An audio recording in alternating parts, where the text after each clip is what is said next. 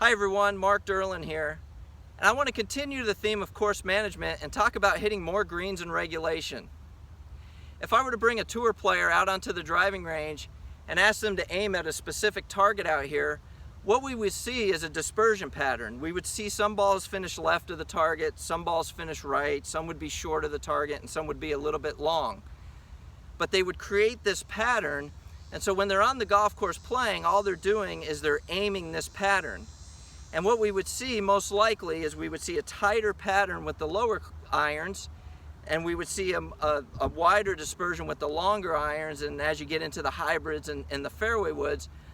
And we all have this pattern, and part of it is recognizing this pattern and then just aim it appropriately when we're on the golf course.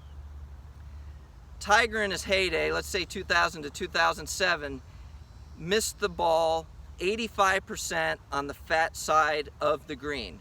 Some of you are going to ask, what's the fat side of the green mean? If I have a green here and the pin is cut on the right hand side, the fat side of the green would be anything left of the pin. So I have more green over here. And they said even up to 110 yards, so that's a sand wedge in his hand, he was still favoring the safe side or the fat side of the green. He wasn't necessarily going right at the pin, right at the target, and there's a lot for us to learn from that. So once we establish our pattern, there may be a bias in our pattern. We may tend to pull the ball. So let's say we're somebody who pulls the ball and the pin's cut on the left side of the green. If I aim at the center of the green and I hit it straight, it's going to end up right in the middle of the green. It's probably going to leave me 20, 25 footer at most. If I pull the ball, I'm going to hit it very close to the target. And if I push the ball, I'm going to be on the right side of the green, maybe, depending on the size of the green, leave myself a little longer putt. But again, I'm hitting more greens in regulation, and that's, when you talk about scoring and playing the game better, that's a very, very important variable. So what's something that I can do to work on this or get better at this? First of all, is find out what your dispersion pattern is. So start to hit some balls to a target and see what that looks like to you.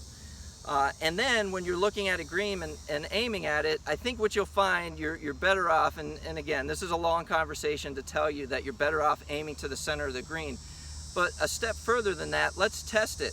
Play 9 holes, taking the most aggressive line that you can to the pin, and add up what your score is, and see how many times you short side yourself and leave yourself really hard up and downs.